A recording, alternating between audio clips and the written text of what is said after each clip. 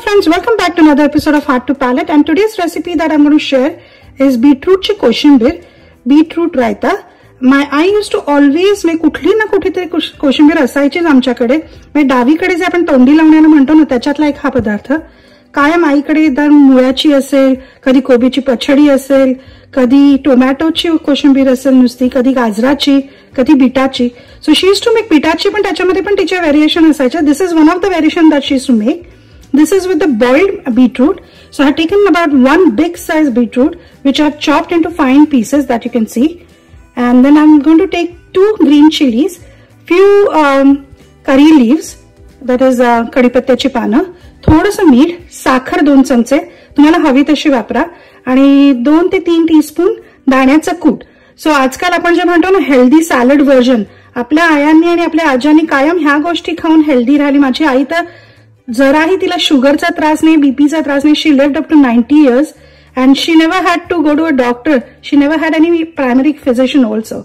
So that's the secret of their life, की एवढा लॉन्जिव्हिटीचं, कारण की कायम ह्या सगळ्या हेल्दी गोष्टी त्यांनी त्यांच्या आहारात कायम इन्क्लूड केलेल्या. So one of the recipe that I am going to share is this बीटरूटची कोशिंबीर, which my husband also loves it.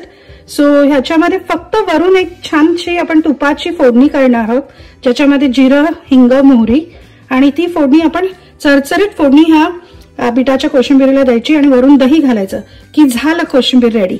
And you just have to add freshly chop coriander. So it's that simple, पण इतकी अप्रतिम लागते ही बीटरूटची कोशिंबीर. So please try करा. So I am going to show you the next step, which is the tadka that I am going to make.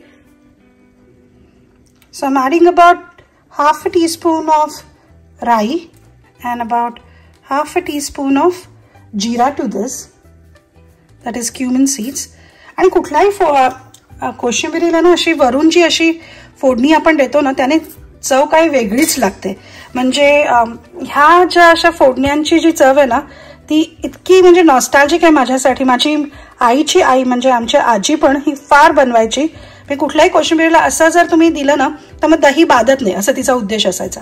म्हणजे आपल्याला ते दह्याचं सर्दी बिर्दी होणं ना ते होत नाही. सो दॅट वॉज द उद्देश. They used to always give अशी वरून फोडणी.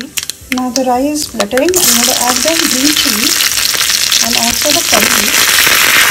आणि मस्त कुरकुरीत फोडणी आता I am going to give it to my कोशिंबीर.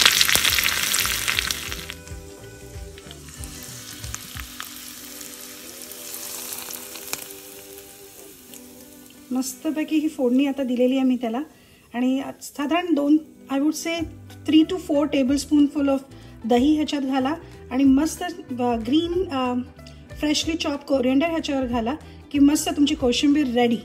So please give it a try. It's very healthy. You don't have to go for any option for any salads उका स्टोर बॉट असे केल आणि अमकं आणि धमकं. ह्या आपल्या घरगुती ह्या ज्या कोशिंबिरी होत्या ज्या आपल्या आई आणि आज्या बनवत आल्या त्या please give it a try and you would definitely love it.